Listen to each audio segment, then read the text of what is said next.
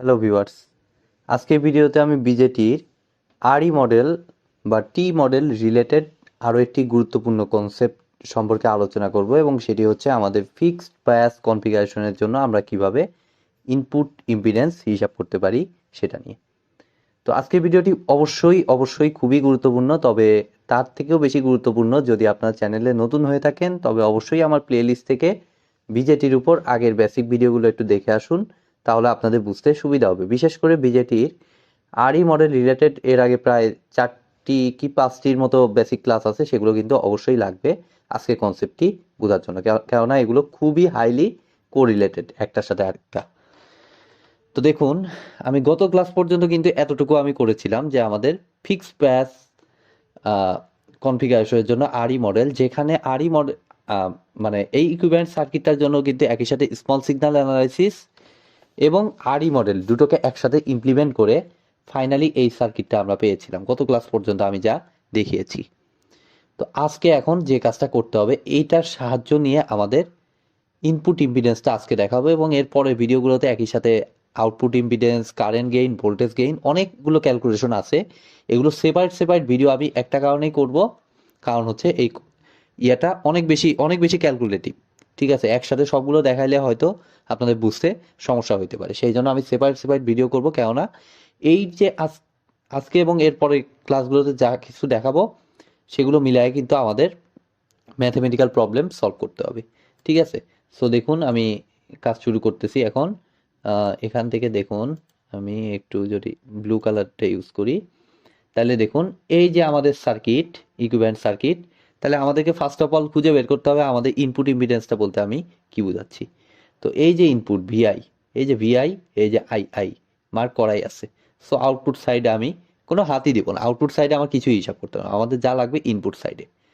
তো সিম্পলি আমি তো ইনপুট ইম্পিডেন্স বলতে পারি হচ্ছে এই যে এই জায়গার যে ইম্পিডেন্সটা, এটাকে আমি বলতে পারতেছি ইনপুট ইম্পিডেন্স। এবং কিভাবে বের করব দেখুন, এখানে অনেক কমপ্লেক্স একটা সার্কিট। ইনপুট যত না কমপ্লেক্স তার থেকে বেশি কমপ্লেক্স হচ্ছে আউটপুট। সো আউটপুট সাইড দেখবো না আমি, আমাদের এখানে কেয়ার করতেও হবে না, আমরা জাস্ট ইনপুট সাইড দেখবো। বাট এখানে তো আমাদের ভোল্টেজ সোর্স আরও অনেক কিছু আছে। সো আমি কিভাবে আগাবো, তো এটার জন্য সিম্পলি আমি ওহমস ল অ্যাপ্লাই করব, অর্থাৎ জেড আই যেহেতু আমাদের বের করতে হবে, সো জেড আই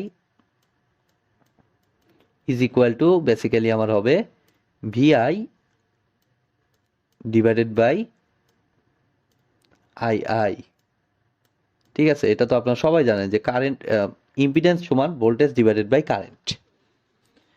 ফাইন, তাহলে VI divided by I.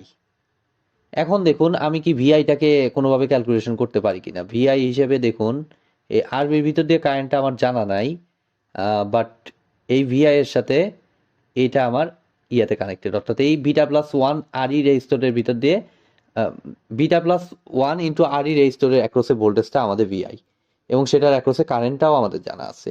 So এই ভিআই সমান আমার সিম্পলি হবে কারেন্ট এবং রেজিস্টরের গুণফল। ঠিক আছে, সো আমাদের এটা বেসিক্যালি আসতেছে দেখুন, ভিআই এর জায়গাটায় আমি বলতে পারতেছি কত, ভিআই এর জায়গাটায় আমি রিপ্লেস করতে পারছি, আমি একটু এদিকে সরিয়ে লিখতেছি, ভিআই এর জায়গাটা আমি রিপ্লেস করতে পারছি কত, IB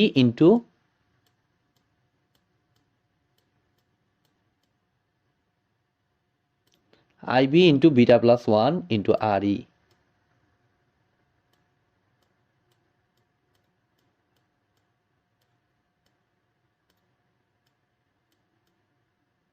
divided by I sorry. তাহলে কি আমাদের হয়ে গেল? অবশ্যই আমাদের হয়ে যায়নি।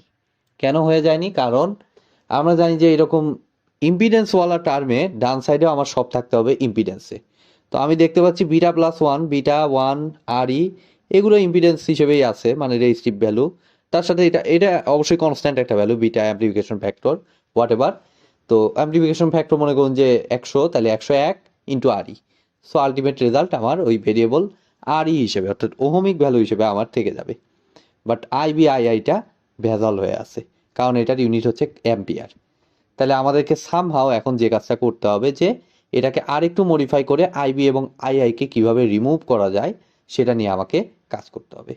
তাহলে সেটা কি আমি করতে পারি না? দেখুন তো, আমি সিম্পলি যে কাজটা করব, যে আমার প্লে লিস্টে আপনার ডিসিএসির প্লে লিস্টে আপনারা দেখবেন যে আমি একটা রুল ব্যবহার করেছি, সেটা হচ্ছে কারেন্ট ডিভাইডার রুল। কিভাবে বুঝতে পারলাম? যেহেতু আমাদের আইবি আইআই এর এবং এইখানে চিত্রে দেখুন আইবি এবং আইআই দুইটা আলাদা ব্রাঞ্চের কারেন্ট। সো অবভিয়াসলি আমি কারেন্ট ডিভাইড রুল ব্যবহার করে কিন্তু আইবি আইআই কে মিনিমাইজ করে ফেলতে পারি। কিভাবে দেখি? আমাদের মূল কারেন্ট হচ্ছে আইআই, আর এই বিটা প্লাস ওয়ান আরই রেজিস্টারের ভিতর দিয়ে কারেন্টটা হচ্ছে আইবি। ঠিক আছে? সো আইবি কারেন্টটা যদি আমি এইখান থেকে পেতে চাই, তাহলে দেখুন IB is equal to basically আমার হচ্ছে কারেন্ট ডিভাইড রুল ইউজ করতেছি অবভিয়াসলি। তো আইবিটা বিভক্ত হওয়া কারেন্ট ডিভাইড রুলে আমরা জানি যে বিভক্ত হওয়া কারেন্ট আমরা বের করি। সো বিভক্ত হওয়া আইবি কারেন্ট, যেটা কিনা বিটা প্লাস ওয়ান ইন্টু আর এর ভিতর দিয়ে প্রবাহিত হচ্ছে, সেই কারেন্টটা সমান আমাদের ব্রাঞ্চ এখানে দুইটা, তাহলে এটা ঠিক অপোজিট সাইডের রেজিস্ট্যান্স, যেটা কিনা আমার আরবি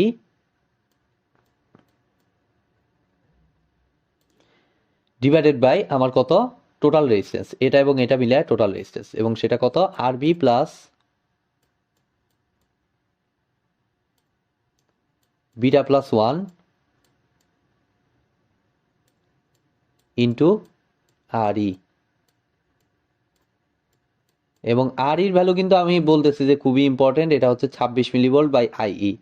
সো এটা কিন্তু ইম্পর্টেন্ট, আমাদের ম্যাথ করার সময় কিন্তু এটা বের করতে হবে।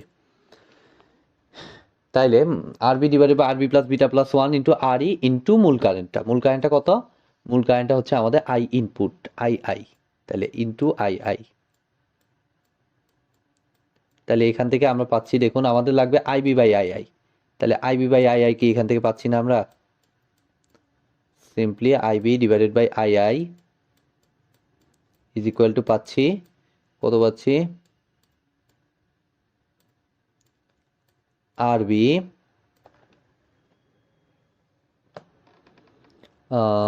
Divided by R B plus beta plus one, sorry আরবি প্লাস বিটা প্লাস ওয়ান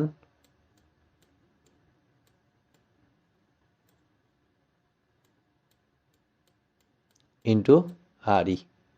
এখন জাস্ট আইবি আর আই রেশিওটাই আমার ঝামেলা ছিল, সেটা কিন্তু আমি পেয়ে গেলাম। সো এখন জাস্ট এখানে রিপ্লেস করে দিব আমরা। তাই রিপ্লেস করে দিলে দেখুন আমার আসতেছে Z I is equal two উপরে beta plus one into R ই, যা আছে তাই,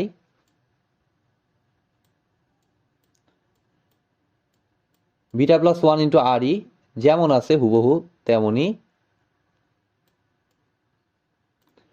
আর সাথে আইবি বাই আই এটার ভ্যালু এখান থেকে রিপ্লেস করে দিব, অর্থাৎ আরবি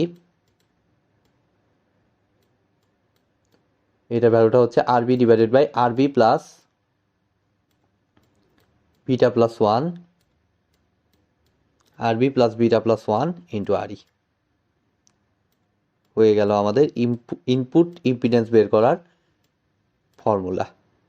এখন আমরা কি কাজ করব? আমাদের স্টেপ কি হবে? এই যে প্রতিপাদনটা করে দিলাম, করে দেওয়ার পরে আমরা সরাসরি কি করব? এই ইকুয়েশনটা মুখস্থ করে ফেলবো, তাই না?